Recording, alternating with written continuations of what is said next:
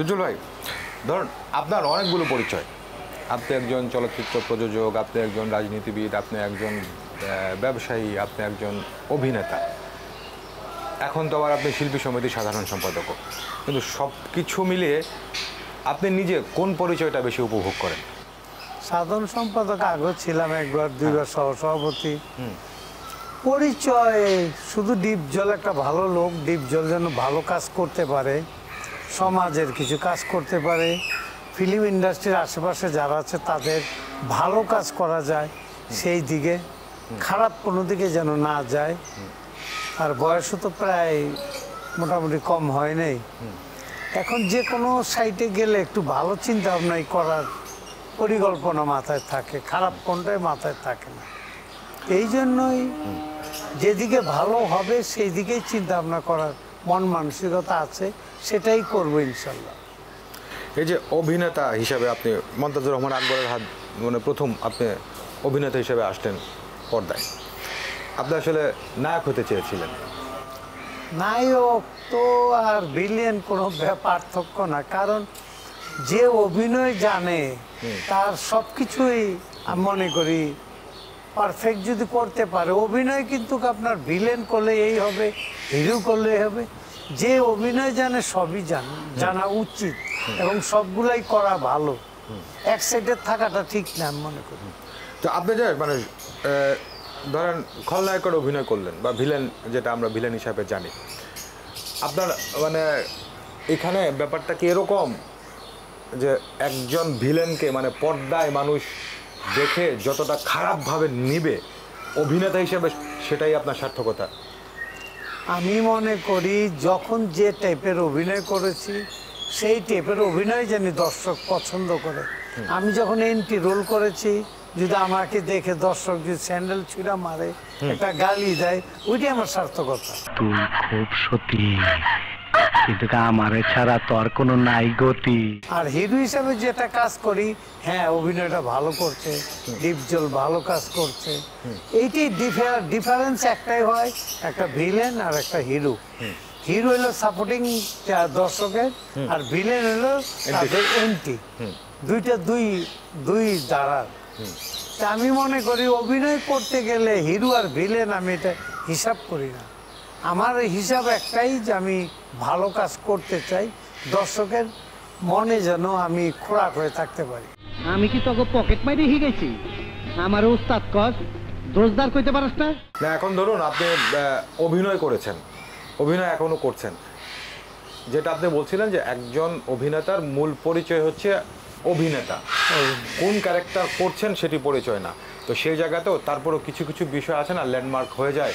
যেমন ধরেন এখন খল অভিনেতা হিসেবে আপনি বাংলাদেশে প্রতিষ্ঠিতদের মধ্যে একজন, বা 1, 2, 3 বলে যাদের নাম আসে তাদের মধ্যে আপনার নাম আসে।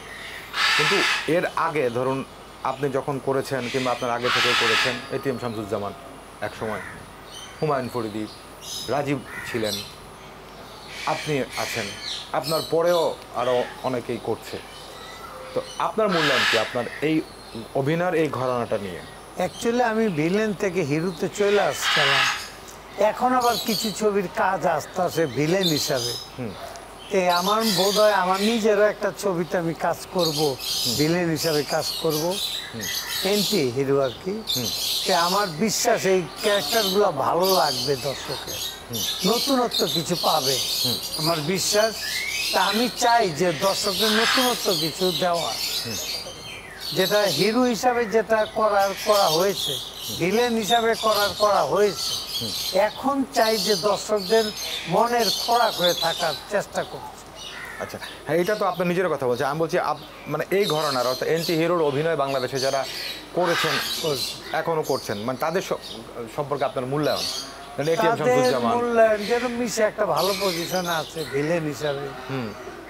রাজীব ভাই যখন ছিল, রাজীব ভাই ছিল, হুমায়ুন ফরিদি ভাই ছিল, এক একজন এক এক সাবজেক্টে, এক একজনের এক এক পার্টে অভিনয়, এক একজনের এক এক ইয়ে।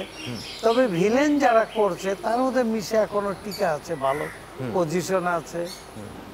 তবে মিশার ভবিষ্যৎ আরো ভালো হবে যদি চেঞ্জিং গুলা পাওয়া যায়। মিশার চেঞ্জিং গুলা কম, সামনে মিশাকে বলবো যে একটু চেঞ্জ করে কিছু কাজ করলে তারও নতুন নতুন কিছু পাবে। এই চেঞ্জিংয়ের কথাটা যেহেতু আপনি বলছিলেন না, এবং আপনি যাদের কথা বলছিলেন, ধরেন ওয়াসিমুল বাড়ি রাজীব তার কথা বলছিলেন, কিংবা হুমায়ুন ফরিদির কথা বলছিলেন, তো হুমায়ুন ফরিদিও আপনার মতন ধরেন হিরো অ্যান্টি হিরো দুইটা রোলই করেছে, কিন্তু হুমায়ুন ফরিদিকে প্রায় প্রতিটা সিনেমাতেই এই তার চেঞ্জিংটা আনতে পারতেন। হ্যাঁ, এইটা একটা বিষয় ছিল। এটিএম শামসুজ্জামানের এইরকম বিষয় ছিল, এই বিষয় ছিল। তো রাজীব ভাইয়ের কম ছিল। হ্যাঁ, রাজীব ভাইয়ের একটু কম, একটু লাউডলি অভিনয়, এটাই ছিল ওনার ট্রেডমার্ক। হ্যাঁ, ট্রেডমার্ক। কিন্তু তো ধরেন এক একজনের এক একটা ট্রেডমার্ক থাকে, পাশাপাশি আবার যে প্রতিনিয়ত ভাঙা নিজেকে, তো অ্যান্টি হিরো কি নিজেকে যত ভাঙতে পারবে সেই জায়গাতেই তত এগিয়ে যাবে? না, এগিয়ে যাওয়া বড় কথা না, গল্প অনুযায়ী আপনি একটা গল্প পাইলেন, ওই গল্পের বাইরে তো যেতে পারবেন না। তা আমার কথা হলো, গল্প আপনি কাজ করলেন যে এই গল্পটা আমি এই স্টাইলে যাব, এই স্টাইলে আমি এই গল্পটা এই অভিনয় করব, তখন মাঝখানে যদি আবার গল্পের চেঞ্জিং থাকে তাহলে আপনি নিজেকে চেঞ্জ করতে পারবেন। আর যদি গল্পে চেঞ্জ না থাকে তা আপনি কীভাবে চেঞ্জ করবেন? না, হ্যাঁ, গল্প তো অবশ্যই একটা ব্যাপার। আরেকটা কথা আমার মনে পড়ছিল, আপনার হিরোর ক্যারেক্টার সম্পর্কে আমি যাব, তার আগে টেন টু হিরো সম্পর্কে আরেকটু বলে নেই। ধরুন আম্মাজান একটা ল্যান্ডমার্ক সিনেমা, আপনার জন্য, আমাদের এই সিনেমার যিনি পরিচালক তার জন্য প্রডিউস করেছিলেন আপনি, অভিনয় করেছিলেন, কিংবা মোটামুটি আমাদের কি বলে সিনেমা ইন্ডাস্ট্রির জন্য এটা একটা উল্লেখযোগ্য সিনেমা। তো সেই জায়গাতে এই সিনেমার যিনি ডিরেক্টর কাজী হায়াত, তার সঙ্গে আপনি অনেক কাজ করেছেন, তো অনেক অনেক অনেক কাজ করেছেন। তো তিনি আপনার সম্পর্কে একটা মূল্যায়ন করেছেন। তিনি বলছিলেন যে অ্যান্টি হিরো রোল করতে গেলে আপনার একটা প্রাকৃতিক একটা গুণ আছে, আপনার দুটি চোখ, এই চোখের এক্সপ্রেশন সেটা আপনাকে অনেকটা এগিয়ে দিয়েছে। এই জায়গাতে আপনি কিভাবে দেখেন? চোখের নিয়ে কাজ, চোখের নিয়ে ভঙ্গিমা, ওটা একটা স্টাইল ভিন্ন। আর সব ছবিতেই তো চোখের কাজ হয় না। কিছু কিছু ছবিতে আমার চোখের কাজ হয়েছে, একটু বড় টাইপের করা, একটু আতঙ্ক দেখানো, ওইটা একটা আলাদা স্টাইলে যাওয়া হয়েছে। আবার দেখেন কোন ছবিতে ওই চোখেরই নাই, নর্মাল। আমাকে তো চেঞ্জ যেখানে লাগে সেখানে চেঞ্জিংটা দেওয়ার চেষ্টা করছি আমি, ভালো কিছু করার চেষ্টা করেছি, দর্শকের জানি ভালো লাগে, দর্শক জানি মজা পায়। তবে আমার ছবি দর্শকরা, যখন আমি ভিলেন ছিলাম একটানা 9 বছর, আমি একাই, আমি মনে করি যে ফিল্মের পোস্টারে ডিপ জলের সবচেয়ে বড় পোস্টারের ছবি ছিল। দর্শক ভালো না বাসলে ওই ছবিটা আমার ওখানে থাকতো না, অবশ্যই ছবিটা আমার পড়ে গেত, অন্য যে হিরো থাকতো তার ছবিটা উঠতো। তা আমি মনে করি যে দর্শকদের বহু কাছে যেতে পারছি বোধহয় আমি, মানে অভিনয়ের যে কাজগুলা, দর্শকদের ভালোবাসা আমি যথেষ্ট পেয়েছি মনে করি। দর্শকদের ভালোবাসা আপনি পেয়েছেন। আপনি যেটা বলছিলেন যে সিনেমার পোস্টারে আপনাকে মানে অনেক সময় নায়ক নায়িকার থেকেও বড় ছবি আপনার থাকতো সিনেমার পোস্টারে। আর আরেকটা বিষয় আপনার অভিনয় ধরন, আপনার ওই যে কী বলে যে সংলাপ বলার ধরন, দুটি বিষয়, সংলাপ বলার সময় স্বরের ওঠানামা, আর আরেকটা হচ্ছে আপনার এই যে পুরান ঢাকায় যে ভাষা আছে সেই ভাষায় সংলাপ ডেলিভারি। ভাষা মানে আমি তো মিরপুর গাবতলী টার্মিনালের অপোজিটে আমার বাসা, আমি এখানে ছোটবেলা থেকে বড় হয়েছি। ওখানকার আঞ্চলিক যে ভাষাটা, আমার লোকাল যে ভাষাটা, সেই ভাষাটা আমি মানে দর্শকদের মানে উপস্থাপনা করার চেষ্টা করেছি। নতুন পোলা আমদানি করছি, মাথা একটু ছিটা, কিন্তু পোলাটা খুব সাহসী। তাতে আমি কোনো অভিনয় করি নাই ছবিতে। অভিনয় আমার ন্যাচারাল, যেভাবে আমি চলাফেরা, হাঁটা চলাফেরা, ওইটুকু আমি করার চেষ্টা করছি। আমার নিজের জিনিসটার আমি দর্শকদের বোঝানোর চেষ্টা করেছি যে আমি এই লেভেলে কাজ করছি, যে দর্শক ওই লেভেলটাই পছন্দ করছে। আবার আমি শুদ্ধ ভাষায় ছবি করেছি, এক জবান দেখেন আপনি চেঞ্জ পাই। তোমার আমার মধ্যে ভালো সম্পর্ক থাকতে পারে, কিন্তু কোনো ভালোবাসার সম্পর্ক থাকতে পারে না। কিন্তু শুদ্ধ ভাষা আমার দর্শক খায় না। শুদ্ধ ভাষা আমি 3-4টা ছবি করেছিলাম, কিন্তু শুদ্ধ ভাষাটা আমার খায় না। আমি যেটা ন্যাচারাল, যেটা আমি আমার এলাকার যে লোকাল যে কথাবার্তা, ওইগুলোই দর্শক পছন্দ করে। লাস্ট পর্যায়ে আমি ওই লেভেলে এলাকার বা চিন্তা ভাবনা, যে আমি যেভাবে কথা বলি সেই কথাগুলোই দর্শক অ্যাকসেপ্ট করে। জি, এইখানে এবার আসি আপনার হিরোর রোল প্রসঙ্গে। চাচ্চু, আপনি এটাতে পজিটিভ রোল করেছেন, এটাও একটা মাইলস্টোন সিনেমা। আম্বাজানের কথা তো বলছিলাম। তো এরকম মিলিয়ে এই যে একেবারেই দর্শক অ্যান্টি হিরো হিসেবে আপনাকে দেখতে অভ্যস্ত, এর মধ্যে আবার এরকম পজিটিভ ক্যারেক্টার নিয়ে আপনি পর্দায় আসছেন, আপনার মধ্যে কি কোনো চ্যালেঞ্জ কাজ করেছে যে দর্শক নেবে কি নেবে না? দর্শক তো ওই জায়গাটা থেকে আপনাকে অ্যাকসেপ্ট করেছে। না, তা সত্ত্বেও আমি যে তেজি ছবি একটা প্যাটার্ন, তারপরে ভয়ঙ্কর বিষয় একটা প্যাটার্ন, রাইট, তারপরে আম্মাজান ছবি একটা প্যাটার্ন, আর আপনি বললেন এখন হলো চাচ্চু ছবি। চাচ্চু ছবির আমার টোটালি গল্পটাই চেঞ্জ করেছিলাম, এবং চাচ্চুটার দিকে আর আমার উপরে গল্পটা ছিল। ওই গল্পটা আমার একটা যে কোনো একটা পরিচিত একজনের ইতিহাস ছিল ওই গল্পটা। এটা কোনো গল্প বানানো গল্প না, স্ক্রিপ্টটা আমি নিজেই করেছিলাম, এবং আমার এক পরিচিত ওনার এই বাচ্চা নিয়ে একটা এই টাইপের একটা ছিল, কিন্তু ফ্যাক্ট এইটা না, কিন্তু অন্য প্যাটার্ন, কিন্তু আমরা বানাইলাম এইটা। তারপর দ্বিতীয় চাচ্চু 2 বানাইতে যখন গেলাম, তখন এরপরে 2বার গল্প করলাম রেডি, কিন্তু আমরা পারি নাই চাচ্চু 2 করতে। কপালে তো আমার রক্তের দাগ ছাড়া আর কিছুই নাই রে, আর কিছুই নাই, কারণ গল্প আসে না ওইটা। চেষ্টা যতই করেছি পারিনি। আর 2, 3 এগুলো বলে মানুষ, কিন্তু 2, 3 গেলে হয় না। হয় হিন্দি ছবি যে টাইপের একটা প্যাটার্ন ছবি, ওর একটা প্যাটার্নের গল্প নিয়ে জায়গা, ওই গল্প কিন্তু চেঞ্জ আছে, কিন্তু ওই যে চাচ্চুর যে গল্পটা, ওই গল্পটা কিন্তু ওই প্যাটার্ন আবার দ্বিতীয় গল্পে আনতে ওটা পারবে না। ওটা ইন্ডিয়াও পারে নাই। ইন্ডিয়া ওরা অন্য থিম নিয়ে আবার মাস্টার এই কাজ করছে, আবার তৃতীয় ছবি করছে, ওইটাও চলছে ভালো, কিন্তু তৃতীয় ছবিতে যাওয়ার পর ওইটাও চেঞ্জে ওরা কাজ করছে। ওই আগের যে 1 নম্বর যে ছবির গল্পের কাজটা করছে, দ্বিতীয় নম্বর কিন্তু ওই গল্প ছিল না, চেঞ্জে গেছে, মানে আরেকটা পার্টে চলে গেছে। তো এইটা করা যায়, কিন্তু ওই গল্পটা নিয়ে যদি 2টা 3টা গল্প করা টাফ। এখানে আরেকটা বিষয়, ধরুন একজন হিরো বা অ্যান্টি হিরো যেটাই হোক, মানে যদি অ্যান্টি হিরো রোল করেন, একজন অ্যান্টি হিরোর জন্য তার সঙ্গে যিনি হিরোর রোল করেন তার সঙ্গে বোঝাপড়াটা, কেমিস্ট্রিটা কতটা জরুরি, বা পর্দায় এটা কতটা সহায়ক হয় যদি যিনি হিরো আছেন তার সঙ্গে যদি আপনার ব্যক্তিগত সম্পর্ক থাকে বা না থাকে? সম্পর্ক থাকা না থাকার প্রশ্নে আসে না, কারণ হইলো অভিনয় করতে গেলে সম্পর্ক কার সাথে আছে কার সাথে নাই ওইটা চিন্তা করে কিন্তু অভিনয় করা যায় না। আর ওই লাইনে দৌড়াইতে গেলে কাজ নিজেরটা ফলস পজিশনে পড়ে যাবে, কারণ কাউকে কোনদিন পর্দায় সাপোর্টিং করা যাবে না। নিজের সাপোর্টটা নিজের নিয়ে কাজ করতে হবে। আমি কি পারি, আমি কি দেখাইতে পারবো, আমারটা আমার নিয়ে ভাবতে হবে। এটা আমি আরেকজনেরটা চিন্তা ভাবনা আরেকজনেরটা করা, এটা কোনদিনই সম্ভব না, করা যায়ও না। তারপর সহ অভিনেতা হিসেবে আপনার পছন্দের কারা ছিলেন বলা যাবে আমাদেরকে? মানে যাকে ভালো লাগতো, ভালো লাগতো খুব, বা যার সঙ্গে কাজ করে আপনি স্বাচ্ছন্দ্য বোধ করতেন, যাদের সঙ্গে?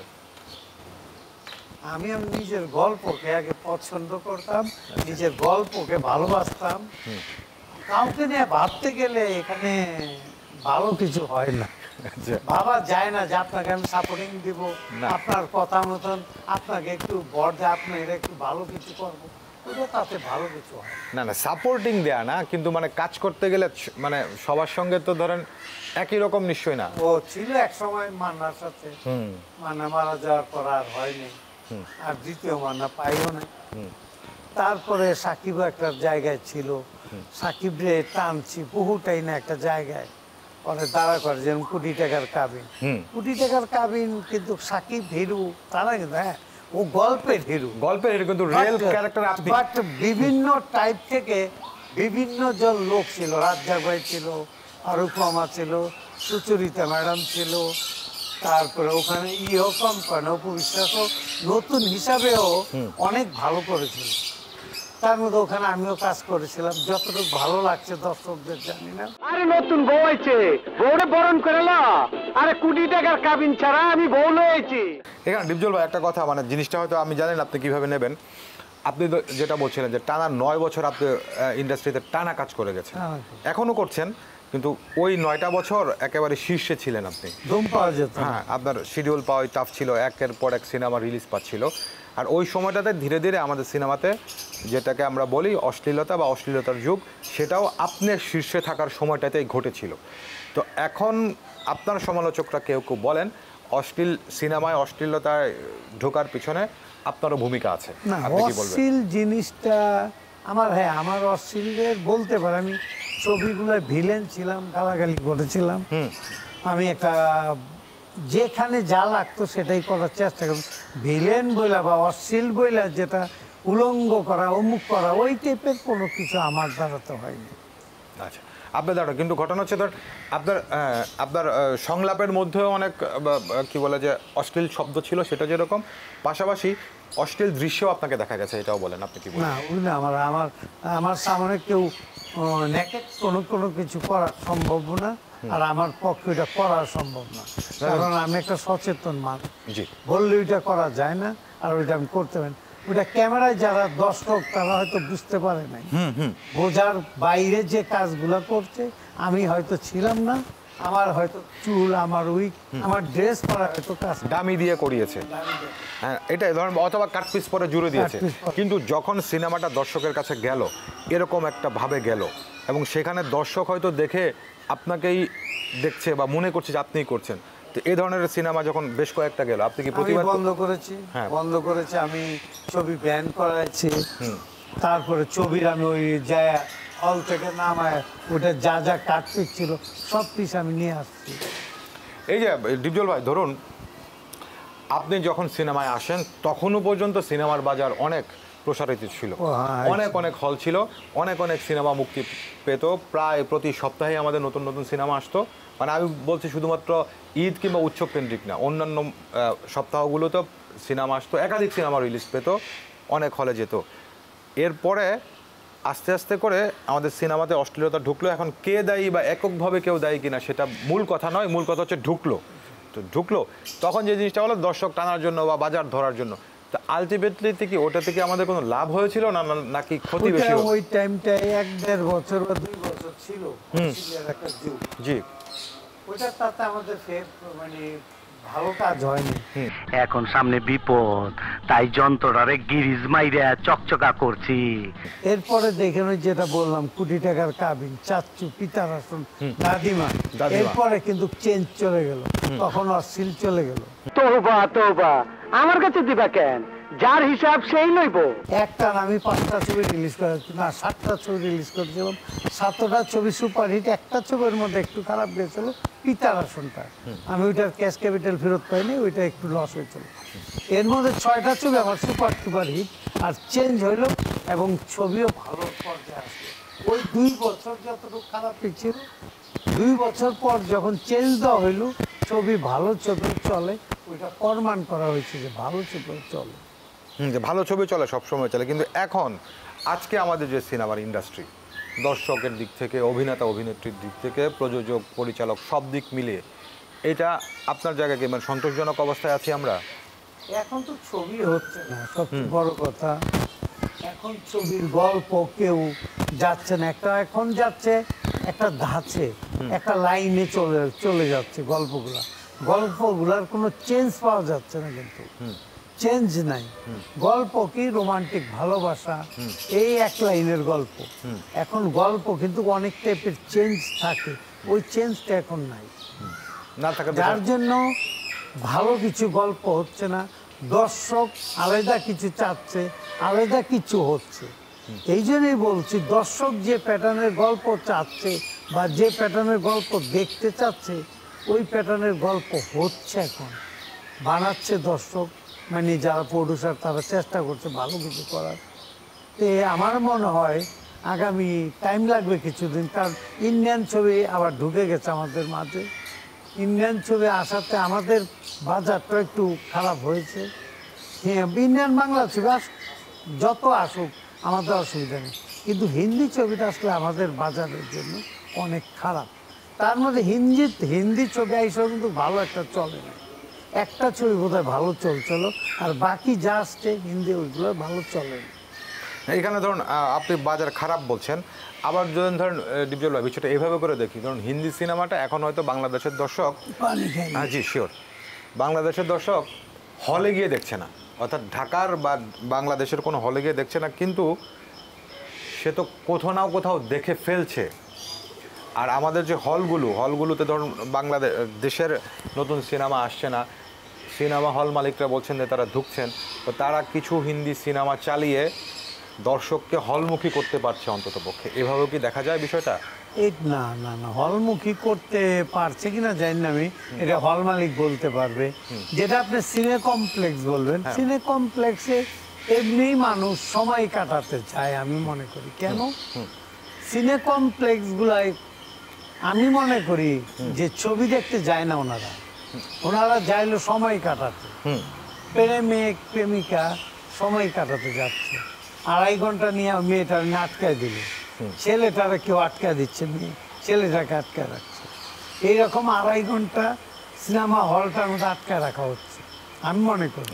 নাইলে 500, 700, 2000 টাকা দেয় টিকিট কেন দেখবে? কি কারণে? কে যাচ্ছে ওটাই যাচ্ছে জাস্ট আড্ডা দেওয়ার জন্য। হ্যাঁ যাচ্ছে, কিন্তু আপনার সিঙ্গেল স্ক্রিনেও তো মানে ওরকম মানের সিঙ্গেল স্ক্রিনে তো আপনি দিতে পারছেন না। না হচ্ছে কেন হচ্ছে? কিছু ছবি চলছে, কিছু ছবি চলছে না তা না, কিন্তু কিছু ছবি চলছে, সিনেমা হল বন্ধ হয়ে যায়। হ্যাঁ তো বন্ধ তো অনেক হলে তো বন্ধ হয়ে গেছে দিবজুল ভাই। হ্যাঁ বন্ধ হয়ে গেছে গা, এখনো আছে 100-150 সিনেমা হল, তাই ঈদে চলে। আর এমনি নরমাল চলছে হলো 60-70টা। হ্যাঁ হ্যাঁ হ্যাঁ, নাই বললেই চলে। হ্যাঁ এটা তো আপনার মাত্র কয়েক বছর আগেও 450-র বেশি ছিল। 400-360-70টা ছবি চলছে। হ্যাঁ এখন তাও ওই টাইমে মোটামুটি সিনেমা হল ছিল, একটা ছবি রিলিজ করলে টাকাটা অন্তত রিটার্ন পাওয়া যেত। এখন টাকা কেউ বলবে হয়তো একটা ছবি বছরে 1টা বা 2টা ছবির টাকা ফেরত পায়, কিন্তু কেউ বলতে পারবে না যে আমি 20টা ছবি রিলিজ দিলাম, আমি 12টা ছবির টাকা ফেরত পাইছি, এটা বলতে পারবে। আচ্ছা, হয়তো 50টা ছবি করছে, ওখান থেকে 1টা বা 2টা ছবি টাকা ফেরত পাওয়া গেছে। হিন্দি ছবি হয়তো 20টা ছবি চলছে, 1টা-2টার টাকা পাওয়া গেছে। সব 20টা ছবি যে চলছে হিন্দি ছবি বলতে পারবে না। এখানে ধরুন আপনি একটা কথা বলছিলেন যে গল্প আমাদের ভালো গল্প নয়, কিংবা ধরেন কি বলে বৈচিত্র্যপূর্ণ গল্প নয়, এটা বলছিলেন। তো এটা তো ধরুন একটা দিক। আমাদের হাতে কি ভালো অভিনেতা অভিনেত্রী আছেন? আমাদের হাতে এখন অভিনেত্রী নাই বললেই চলে। নাই নাই কেন নাই? হিরো ও নাই বললেই চলে, আছে কিছু সংখ্যক 1-2 জন, ওনারা টাকার উপরে চলে গেছে, এই টাকা দিতে হবে, বাবা আগে কাজ কর, আগে ওঠ, একটা জায়গা করো যে ছবি দিলে চলে। এরকম সব ছবি তো চলছে না, সব ছবি হিরো চলছে না, হিরোইন চলছে না, তাহলে কে স্টারই তো আমি বলতে সাকিব স্টার না, সাকিব তো দই না। সাকিব 10 ছবি রিলিজ দিলে 10টা সুপারহিট হচ্ছে না, 1টা বা 2টা, 4টা ছবি তো আরো করতে হচ্ছে। কে বলতে পারবে যে আমার 5টা ছবি রিলিজ দিচ্ছে 5টাই সুপারহিট? তা বলার কেউ নাই বাংলাদেশে। ভালো হবে যদি বাজার আগে উঠাইতে পারে, বাজারই তো ওঠে নেই, বাজার না উঠলে আপনি কই থেকে টাকা কামাবেন, কই থেকে আপনি করবেন? এইখানে ডিজল আমার প্রশ্নটা, আপনি যেটি বলছিলেন না যে মানে নায়ক বলেন কিংবা নায়িকা বলেন বা অভিনেতা বলেন বা অভিনেত্রী বলেন, এখন আমাদের হাতে হয়তো বা 1-2 জন সর্বোচ্চ আমরা বলতে পারি, এর বেশি বলতে পারছি না। কিন্তু আপনার এই সিনেমা ইন্ডাস্ট্রিতে তো মানে আজকে থেকে ধরুন 8-10 বছর আগে পর্যন্ত প্যারালালি মিনিমাম 5-6 জন করে অভিনেতা অভিনেত্রী থাকতেন, মানে কমপক্ষে কথা বলতেছি আগে, যারা সমান তালে মানে একই রকম ভাবে কাজ করতেন, একই রকম জনপ্রিয়তা ছিল, একই রকম। লাস্টে ওনাগো যাওয়ার পর যে আসলো এই কত 30-40 জন মেয়ে আসলো, নায়িকা হলো, ওইগুলো হয়ে গেল ঘরের জামাই, ঘর জামাই। কিভাবে ঘর জামাই হলো? মনে করেন একটা ছবি রিলিজ পেলো, ওই ছবিটা বাজার ভালো গেল না, ও চলে গেল যে আবার একটা ছবি বানাবো, ও ঘরে বসে খালি গল্প লিখতে আছে, কারণ ও তো বাসায় যেতে পারছে না, আর ঋণের কারণে হয়তো 1 কোটি টাকা লোন নিচ্ছে কেউ কাছ থেকে, ওর হয়তো 20-30 লাখ টাকা উঠছে, ওইটা দিচ্ছে, বাকি 70 লাখ দিতে পারছে না, ও বাড়িতে যেতে পারছে না। ওই যে নায়িকারা নিচ্ছে, ওই নায়িকারা নিয়ে আরেক বাসা ভাড়া করে চলছে ওনার ফিল্ম। এই বছর পার হয়ে গেছে, এই পার হয়ে গেছে, পাশাপাশি বাচ্চাও হয়ে গেছে, ওইটা হয়ে গেছে ঘরের বউ, ঘর জামাই। তা আমি মনে করি 30 থেকে 40টা মেয়ে ব্লক খাইছে কিছুদিন আগে, তারা কই এখন নাই তো ফিল্ম। এখন আবার নতুন করে আসছে কিছু মেয়ে, তাদের এখন গ্ল্যামার টাইপের মেয়ে এখন কম, একজন দুইজন যাও আসছে, ওনারাও বাচ্চা নিয়ে নিল। কার কথা বলবো যে ও ভালো টিকবে, ভালো আসবে, আসার পর তো বাচ্চা 3জন 4জন বাচ্চা হয়ে গেল। কিভাবে বাজার টিকবে? বাইরে থেকে ইন্ডিয়া থেকে আনবেন, ওখানে আরেক ডিস্টার্ব। এটা বাংলাদেশ গভর্নমেন্ট থেকে এটা ইজি করে দেওয়া উচিত, বাইরে থেকে যেন আর্টিস্ট আনা যায়। কারণ ইন্ডিয়ান আর্টিস্ট আনলে ওদের একটা টাইম টেবিল থাকে, কাজ করে শান্তি পাওয়া যায়, নায়ক হোক নায়িকা হোক। আমাদের এখানে নায়ক হোক, ওখান থেকে নায়িকা আনুক, এইভাবে কাজ করলেও হয় ভালো কিছু, কিন্তু তা তো আনা যাচ্ছে না। আর বাংলাদেশে যারা কাজ করছে তারা ওই ঝামেলা, বিয়ে শাদি আবি যাবি, এটার মধ্যে আটকায় গেল সবাই।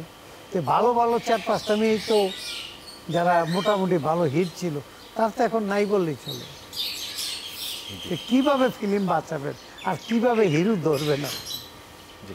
এখানে ডিজল ভাই আরেকটা বিষয়, শিল্পী সমিতির কথা আপনি বলছিলেন। শিল্পী সমিতিতে আপনি আগেও দায়িত্ব পালন করেছেন, সাধারণ সম্পাদক ছিলেন, সহসভাপতি ছিলেন, এবার আবার আপনি নতুন করে সাধারণ সম্পাদকের দায়িত্ব নিলেন। আগে যখন আপনি শিল্পী সমিতিতে দায়িত্ব পালন করেছেন আর এবার মানে পার্থক্য কি দেখছেন আপনি বলুন তো একটু। আসলে শিল্পী সমিতির কিছু নাই তো, যে এখানে টাকা কামাইতে যাবে, অমুক কামাইতে যাবে, তা না। শিল্পী সমিতিটারে কেন এত পাগল বানাচ্ছে মানুষ, যে আমি ক্ষমতা চাই, আমি কেস করে নিব, অমুক করে নিব, কেন কেন এত কেন এটার উপরে চাপ? এটাই তো তুমি যে কিছু করতে পারো নাই, ছিল তো 2 বছর, কি করছো? ফিল্ম আরো দাঁড়ায় গেছে, মানে দেবে গেছে, ওঠে নাই। তুমি কি করো ফিল্মে এসে? তুমি কি বা বোঝো ফিল্মে? ফিল্মের কিছুই বোঝো না এখন।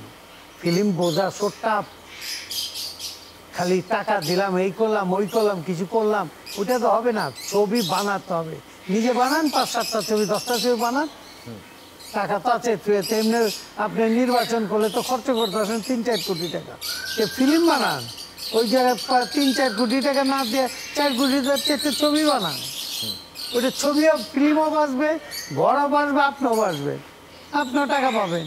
করেন, ওই লাইনে যান।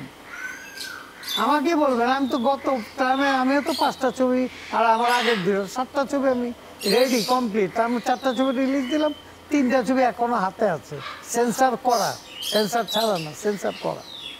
তো হয়তো ঈদের পর আমি একটা ছবি দেবো, তার 1 মাস পর পর করে হয়তো ছবি রিলিজে, এর মধ্যে একটু ঠান্ডা পড়লে আবার 4-5টা ছবির কাজ ধরবো।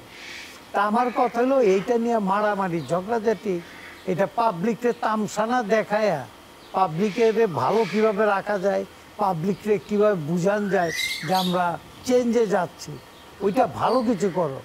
তুমি কোর্টে যাও গা, অমুক জায়গায় যাও গা, তমুক জায়গায়, কেন?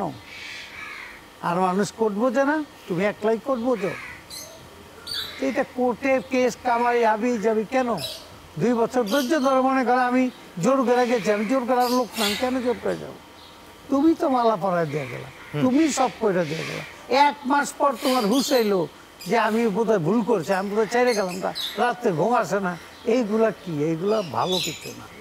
এই জন্য শিল্পী সমিতি নিয়ে আর কিছু বলার ইচ্ছা নাই। খারাপ বলতে বলতে আমাদের শিল্পীদের উপরে বিতৃষ্ণা চলে আসছে।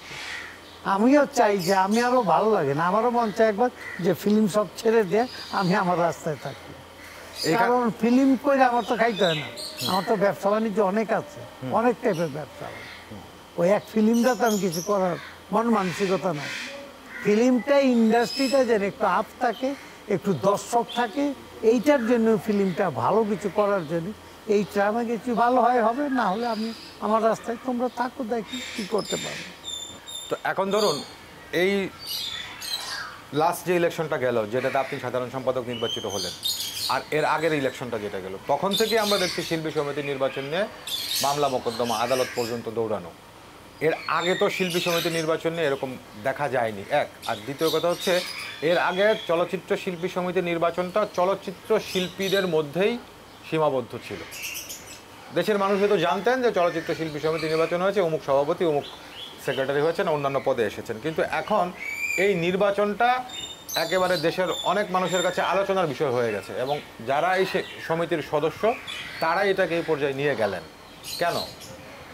এটা আমি মনে করি এটা অত্যন্ত নোংরামি জিনিসটাই হয়েছে। তাতে দর্শক ভালো বলে নাই, আর দর্শক একটা ওদের স্বপ্নের মানুষ আমরা, যারা ছবি দেখে ভালো জানতো আগে। এখন ওই ঘটনার পর থেকে আবার এই নতুন করে আবার এই বছরও সেম কেস টেস আবি যাবি কেন, কি কারণ, এটার ভিতরে কি আছে? এটার ভিতরে কি বহু কিছু আছে, টাকা পয়সা? না, এটার মধ্যে কিছুই নেই। এটার মধ্যে কাজ করা হইলো আমি মনে করি, আগায় যাওয়াটা হইলো আমি মনে করি এটার আরো আস্তে আস্তে আস্তে আস্তে আস্তে আস্তে, এমনি তো বাজার নাই, এটা আমি মনে করি যে ইন্ডিয়ান কোনো চক্রে এই কাজ করাচ্ছে। আচ্ছা, আমি যা বুঝবো, যা বাস্তব, কারণ ছবিটা না হোক, ফিল্ম ইন্ডাস্ট্রি কিছু না হোক, ফিল্ম ইন্ডাস্ট্রি ধ্বংস হয়ে যাক, এটাই চাচ্ছে আমি মনে করি।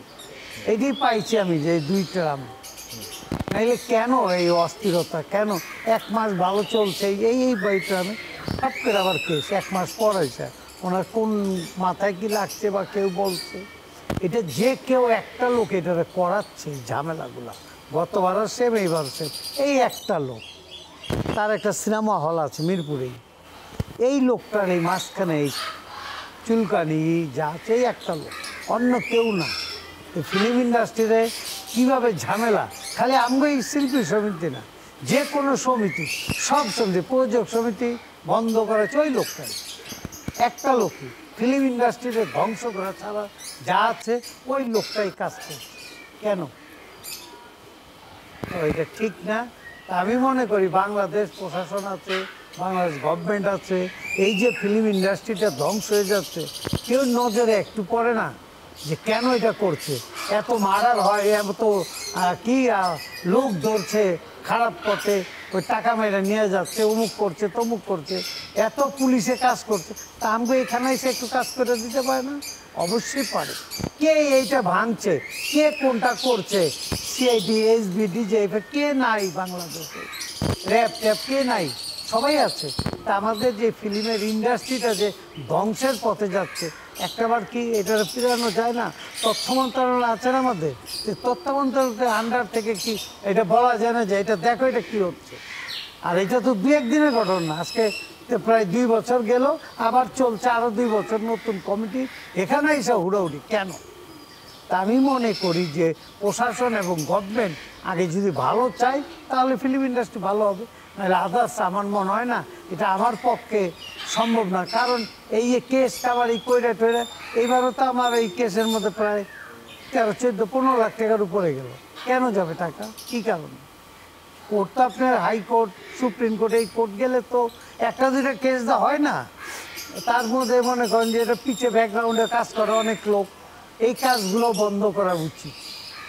যে আপনারা যে কেন লাগাই দিচ্ছেন বা কেন টেলিফোন করেন অমুক জায়গায় অমুক করেন, কেন এই কেন ফিল্ম ইন্ডাস্ট্রিটা ধ্বংস হবে? ফিল্ম ইন্ডাস্ট্রিটার বাঁচানোর জন্য আপনাদেরও সহযোগিতা দরকার। কেন আপনারা রিং কইরা অমুক বইলা কেন এই জায়গাটা নষ্ট হয়ে যাচ্ছে? আপনারা কি তথ্য মন্ত্রণালয়ের কাছে এই ব্যাপারগুলোতে কোনো দৃষ্টি আকর্ষণ করেছিলেন? বলছি, প্রতিবারই গিয়ে বলা হচ্ছে, প্রতিবারই তাদের বলতে বলতে কান বয়রা হয়ে গেছে আমার মনে হয়, এতবার বলা হয়েছে। আর আবার বলতে বলতে আমরাই তো কয়েকদিন আগে তো গেলাম মাননীয় পররাষ্ট্রমন্ত্রীর কাছেও গিয়ে আসলাম, ওনারও বলে আসলাম, উনিও বললো যে ঠিক আছে রে দেখবো। উনি আগে ছিল তথ্যমন্ত্রী, এখন যে তথ্যমন্ত্রী যে আছে তারও উচিত যে আমাদের এই দিকে একটু খেয়াল রেখে, আমাদের এই দিকে একটু নজর দেওয়া। আপনি ফিল্মের কাজ করাইবেন, কোথায় করাইবেন? আজকে যে এই গণ্ডগোলগুলো করছে, কে করছে এই গণ্ডগোলগুলো? এগুলো আগে ঠান্ডা করে দেন, এইগুলো লোকগুলো ফ্রি করে দেন মাথা। কোর্ট কাচারি এগুলো সময় নেই, এখন কাজ করবে নাকি কোর্টে গিয়ে দৌড়াবে? আচ্ছা টিপজল, অন্য প্রসঙ্গে যাই। শুরুতে বলছিলেন মিরপুরের বাগবাড়িতে আপনার জন্ম, আপনারা একটা বনেদি পরিবার, ব্যবসা বাণিজ্যের সঙ্গে যুক্ত ছিলেন, তো আপনি মানে অভিনেতা হতে চাইলেন কবে থেকে? মানে এই স্বপ্নটা আপনার কবে? আমি অভিনেতা কোনোদিনই হতে চাই নাই মন থেকে। এটা বড় ভাই আছে আমার, বড় ভাই টাকার পাহাড় একটা ছবি, নাম হেমন্ত জনগণ, আকবরের প্রথম ছবি ডাইরেক্টর হিসাবে টাকার পাহাড়। এই আকবর আমাদের পারিবারিকভাবে চলাফেরা আসা যাওয়া, এই আকবরের বড় ভাই বললো যে ডিপজলে একটা ছবিতে হিরো বানান যায় কিনা দেখ। আচ্ছা এই আকবর ভাই আসলো অনেকদিন, অনেকবার ঘোরাঘুরি পর 8-10 বার আমি নাই বলে দিছি, আমার অভিনয় করার মন মানসিকতা নাই, ব্যবসা বাণিজ্য ঠিক আছে। কারণ ওই টাইমে আমাকে প্রচুর ব্যবসা বাণিজ্য ছিল, ইট ভাটা ছিল, এই পারে ছিল 12টা, ওই পারে ছিল 4টা, 16টা ইট ভাটা ডবল সেকশন, তার মানে 16-32টা ইট ভাটা, কম না কিন্তু। বাংলাদেশের সবচেয়ে ভালো, সবচেয়ে বড় বড় যে জায়গাগুলো পিডব্লিউডির থেকে আমরা টেন্ডার ইট দিতাম। বাংলাদেশের সবচেয়ে বড় বড় যেগুলো জায়গা আছে, এয়ারপোর্ট, তারপর যা যা হয় সব জায়গায় সবচেয়ে বেশি ইট আমাদেরই যাওয়া যেত আর কি, কারণ আমরা ইটের দামটা কম রাখতাম, অন্য 10 জনে যা রাখতো তার থেকে আমরা অনেক কম রাখতাম। তা আমাদের ইটের বা ছিল, পেট্রোল পাম্প ছিল, তারপরে এই গাবতলী গরুহাট আমাদের আন্ডারে ছিল পাকিস্তান আমল থেকে। গাবতলির হিসাবে আমি মাঝখানে আবার গাবতলি যাওয়া কম হয়েছে, প্রায় 10-12 বছর ওইদিকে আমার যাওয়াটা কম হয়েছে। আমি কারণ বিদেশে একটু ব্যবসা বাণিজ্য করার পরিকল্পনা নিয়েছিলাম, করছিও কিছু ব্যবসা বাণিজ্য, তাতে ওই বিদেশি যে ব্যবসা বাণিজ্য অত অ্যাডভান্স হইতে পারিনি, অত মানে ব্যবসাটা জোরালোভাবেই করেছিলাম, কিন্তু ভালো ব্যবসা করতে পারিনি, ওখানে লস সাবজেক্টটা বেশি গেছে, যার কারণে ওইটা বন্ধ করে এখন আবার একটা ব্যবসা খোলা হচ্ছে, দেখা যাক কী হয়। নতুন করে আবার ওই যে আপনার একটা হাউজে, কিন্তু হাউজে পানি ছাড়া কিন্তু মাছ পালা যায় এখন খুব অত্যাধুনিক, আপনার পুকুরে না পারে আপনি হাউস বানায়ও একটা নতুন সিস্টেম হয়েছে, তাতে এটা আমি 2টা করছি, আরেকটা বড় করা হচ্ছে, এটা একটা নতুন আরেকটা করা হচ্ছে হলো ইয়ে সোলারেরই একটা চিন্তা ভাবনা চলছে, ভালো প্রজেক্ট। বাংলাদেশে আমার মাল আসতেছে 4-5 কন্টেনার, সোলারের কাজ হাত দেবো, যাদের সোলার লাগবে আমাকে বললে আমি লাগাই দিতে পারবো। জি, অভিনয় প্রসঙ্গে আসতেছিলাম, তার মানে ব্যাপারটা হচ্ছে আপনি তো পরে মন্তাজুর রহমান আকবর আপনার ভাইকে ধরলেন, আপনি আপনার ভাইয়ের অনুরোধে সিনেমাতে গেলেন, আপনার ভাইয়ের নাম তো শাহাদাত হোসেন বাদশা, অভিনয়ে গেলেন। তো এরপরেই আপনি মানে প্রথম যখন অভিনয় করলেন, এরপরে এটার প্রতি মজে গেলেন বা এটার ভালো লাগা শুরু হলো? ওই তো টাকার পাহাড় ছবি করলাম, এরপর হাবিলদার, এরপর ডাকাত, হাবিলদার, এরপরে সতী কমলা, 3টা ছবি হিরো হিসাবে করলাম। এরপরে কাজী হাত নিয়ে আসলো তেজি ছবিতে, আমার ভিলেন বানাই দিল, এই আরম্ভ হইলো ভিলেন। তাতে একটানা 8 বছর, তাতে 150-200 ছবির উপরে করা হয়েছিল, কম বেশি যা হবে জানি না। রবি, তোরে দেখার খুব ইচ্ছা ছিল রে, তুই নাকি বড় রংবাজ হয়েছিস। তারপরে আবার 8-9 বছর পর আবার ভিলেন, এই হিরো হিসাবে কাজ করলাম।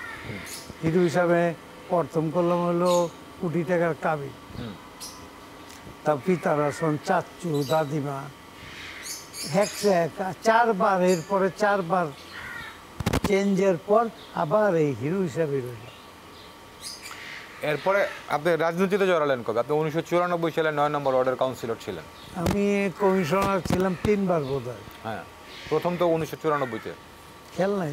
আচ্ছা, তো এই রাজনীতিটাও কি আপনি ছোটবেলা থেকেই বা কি বলে যে ছোটবেলা থেকে তো আর না, মানে রাজনীতিটাতে আপনি সচেতনভাবে রাজনীতি করবেন এটা প্রায় 20-22 বছর করেছিলাম। এখন আর ওইটার মন মানসিকতা নাই। আচ্ছা, কারণ শরীর ভালো না, ফিট না, ওই রকম দৌড় ঝাঁপ করার মতন নাই। অভিনয় হয়তো আর কত 2-4-5 বছর করা যাবে, তারপর অভিনয় থেকেও তো ব্রেক করতে হবে। এখন শরীরটা হইলো আগে, শরীর নিজের দেহ ঠিক তো দুনিয়া ঠিক। আমি অভিনয় যে টাইমটাই করেছিলাম, এখন বর্তমানে যে কয়টা ছবি বানাইলাম তাতে 8-9টা ছবি বানানো হইলো, আবার হয়তো 5-6টা ছবি করব নতুনভাবে।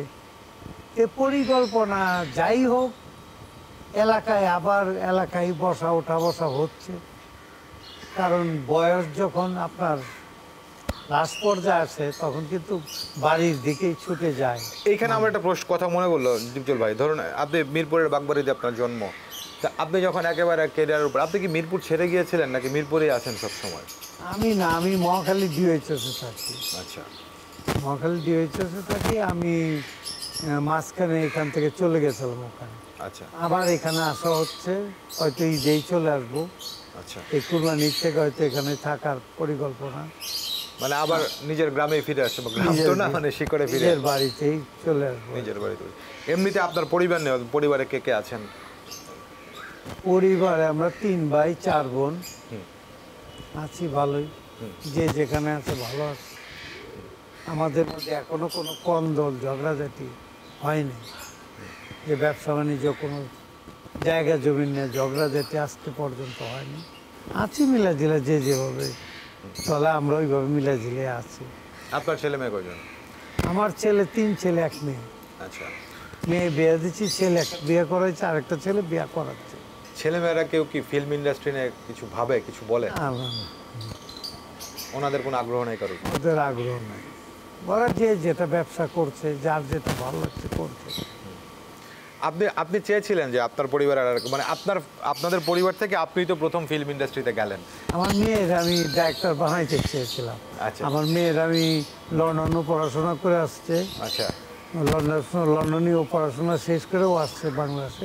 ওই সময় বিয়ার আগে চিন্তা ভাবনা করলাম আমার সাথে থেকে কাজ করো, দেখি পারো কিনা। আচ্ছা। তবু ওখান থেকে ওখানেও 3টা ছবির কাজ করে আসছিল। আচ্ছা, ও মেকআপ আর্টিস্ট, ভালো মেকআপ আর্টিস্ট। লন্ডনে আর প্রচুর চাহিদা ছিল, ও আর ওখানে গেল না, পরে চলে আসলো। আমি বললাম চলো বাপ বেটে আরম্ভ করি। পরে ওর আবার ওই ছবি আরম্ভ করতে করতে ওর বিয়ের কথাটা তো হয়ে গেল, এই বিয়ে দিয়ে দিলাম। ডিজল ভাই, আমরা ইন্টারভিউ শেষের দিকে আছি, যেহেতু এটা ঈদের সময় একটু বলি, মানে আপনারা এই ঢাকা, আপনার জন্ম ঢাকায়, আপনার বেড়ে ওঠা, তো ঢাকাকে আপনি ছোটবেলা থেকে এই পর্যন্ত দেখছেন, মানে কি ধরনের পরিবর্তন এসেছে আমাদের উৎসবগুলোতে বলেন, কিংবা আমাদের প্রতিদিনের ঢাকায় জীবনযাপনে বলেন? দিন যাচ্ছে, মানুষের ব্রেনও চেঞ্জ হচ্ছে। আমরা আমাদের সময় যখন ছোটবেলা যখন দেখেছিলাম, তখন একটা পার্ট ছিল, মাঝখানে একটা পার্ট চলে গেছে, এখন আবার নতুন করে আবার আরম্ভ হয়েছে আরেকটা চেঞ্জে। ছেলেমেয়ের মন মানসিকতা চেঞ্জ যাচ্ছে, ভিন্ন। তো যাই হোক, সব কিছু মিলে ঈদের এই সময়টাতে অনেক ব্যস্ততার মধ্যে আপনি আমাদেরকে সময় দিয়েছেন ডিপজল ভাই, সেই জন্য আপনাকে অনেক অনেক ধন্যবাদ। আপনি সামনের দিনে আরও অনেক ভালো ভালো কাজ করবেন সেই আশা রাখি, এবং আপনার সুস্বাস্থ্য কামনা করি, সাফল্য কামনা করি। ঈদ মোবারক। আপনাদেরও সামনে পেয়ে অনেক ভালো লেগেছে। অ্যাকচুয়ালি অনুষ্ঠান করতে ভালোই লাগে, একটা মানুষের অজানা কথাগুলো একটু আপনারা জানান। যে কোনো টিভি চ্যানেল সবাই একটা ভালো কাজ করার চেষ্টা করে, যে আমার কাজটা ওনার থেকে যেন ভালো হয়, ওনার কাজটা যেন ওনার থেকে ভালো হয়। তা আপনারা যেরকম আমাদের নিয়ে আছেন, বাংলাদেশের ভালো মন্দ নিয়ে আছেন, আমি মনে করি বাংলাদেশের সব চ্যানেলই ভালো চলুক, সুন্দর চলুক, ভালোভাবে যেন আরও বেশি উন্নত করতে পারে, এইটুকু আমি আশা রাখবো। আর দর্শকদের বলবো, যে যেখানে আছেন আমাদের বাংলা ছবিটা দেখেন, ছবি দেখলে আমরা উপকৃত হব, আমাদের ছবিগুলো ভালো চলবে। ডিজল ভাই, একেবারে শেষের দিকে আছে, আপনার প্রিয় কোনো সংলাপ বলবেন কিনা অ্যান্টি হিরো হিসাবে দর্শকদের জন্য? সংলাপ এখন তার ভিলেন করি না, এখন ওই সংলাপ হয়ও না। এখন আবার চলে গেছে হিরো লাইনে, হিরোর কাজ করি। আচ্ছা, তবে দর্শকদের নতুন নতুন কিছু দেওয়ার জন্য গল্প রেডি হচ্ছে, আপনারা পাবেন।